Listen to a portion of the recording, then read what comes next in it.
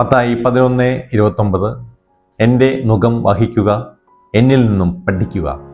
നുകം എന്നാൽ കുരിശാകാം, ചില നിയമങ്ങളാകാം, ഓരോരുത്തരും ചെയ്ത് പൂർത്തിയാക്കേണ്ട ഉത്തരവാദിത്തങ്ങളാകാം. എന്തു തന്നെയായാലും അത് രക്ഷകനോടുകൂടെ ചെയ്ത് പൂർത്തിയാക്കുമ്പോഴാണ് അതിൻ്റെ ഭാരം കുറയുക.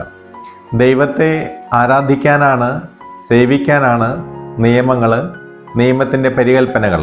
പഴയ നിയമത്തിൽ 10 കൽപ്പനകൾ ഫരിസേയരും യഹൂദ പ്രമാണികളും പിരിച്ചെഴുതിയപ്പോൾ ഏകദേശം 639 അത് രൂപാന്തരപ്പെട്ടു. വലിയ നുകമായി അത് മാറ്റപ്പെടുകയാണ്. അവിടെ കർത്താവായ ദൈവത്തിൻ്റെ കൽപ്പനയുടെ ആത്മാവ് നഷ്ടപ്പെട്ടു പോയി. നമ്മുടെ രക്ഷകനായ യേശുക്രിസ്തു അവനൊരു തച്ചനായിരുന്നു. ഒരു തച്ചൻ എന്ന നിലയിൽ കർത്താവായ യേശുക്രിസ്തു അനേകം നുകങ്ങൾ ഉണ്ടാക്കിയിട്ടുണ്ട്.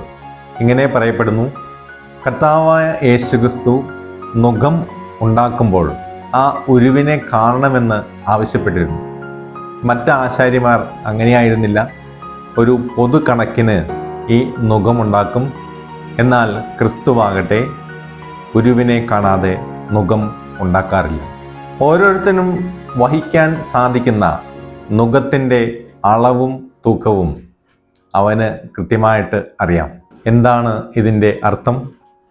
നമുക്ക് സഹിക്കാവുന്ന പരിധിയിലുള്ള നുകമേ കർത്താവായ യേശുക്രിസ്തു നമുക്ക് വച്ചു തരികയുള്ളൂ. അതുകൊണ്ടാണ് അവൻ പറയുന്നത്, എൻ്റെ നുകം വഹിക്കാൻ എളുപ്പമാണ്, എൻ്റെ നുകം മധുരമാകുന്നു. ഒരേ ഉറവയിൽ നിന്ന് കയ്പും മധുരവും രുചിക്കാൻ സാധിക്കില്ല. കൗറേൻകാരനായ ശിമിയോൻ കർത്താവായ ഈശോ മിശിഹായുടെ കുരിശ് വഹിക്കുന്ന രംഗമുണ്ട്. 2 ഉരുക്കളുടെ ഇടയിൽ ഒരു നുകം വെച്ചു കൊടുത്താൽ അത് വഹിക്കാൻ എളുപ്പമുള്ളതാകും.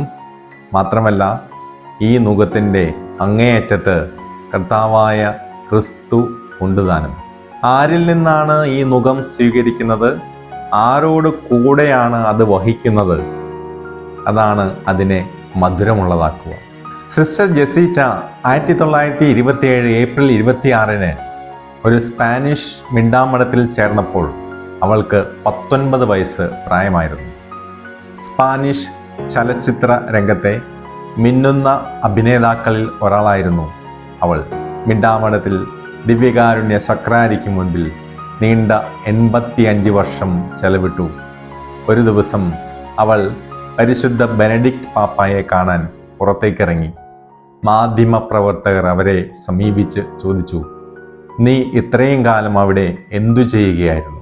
അവളുടെ പുഞ്ചിരിക്ക് മുൻപിൽ പകച്ചു നിന്നവർ പിറ്റേ ദിവസം ഇങ്ങനെ കോളമെഴുതി, ഇവർ കോൺവെന്റിനകത്ത് എന്തു ചെയ്യുകയായിരുന്നു എന്ന് അറിയില്ല.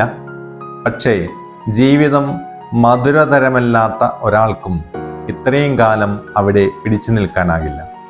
അതെ, ജീവിതം മധുരതരമാകുന്നത് അത് ക്രിസ്തുവിന് വേണ്ടി ജീവിക്കുമ്പോഴാണ്. ആരോ ഉണ്ടാക്കിയ കുരിശ് ആർക്കോ വേണ്ടി വഹിക്കുമ്പോൾ ആ നുകം ഭാരമുള്ളതായി അനുഭവപ്പെടും.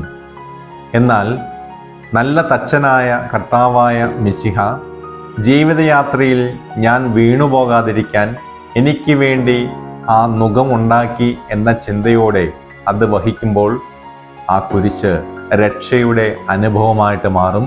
നിത്യതയിലേക്ക് അത് എന്നെ എത്തിക്കും. ജീവിതത്തിൻ്റെ കുരിശുകളെ പ്രതി സങ്കടപ്പെടാതെ നിത്യതയിലേക്ക് എത്തുന്ന മാർഗങ്ങളായി നമുക്ക് അവയെ ചേർത്ത് വയ്ക്കാം. ദൈവം അനുഗ്രഹിക്കട്ടെ.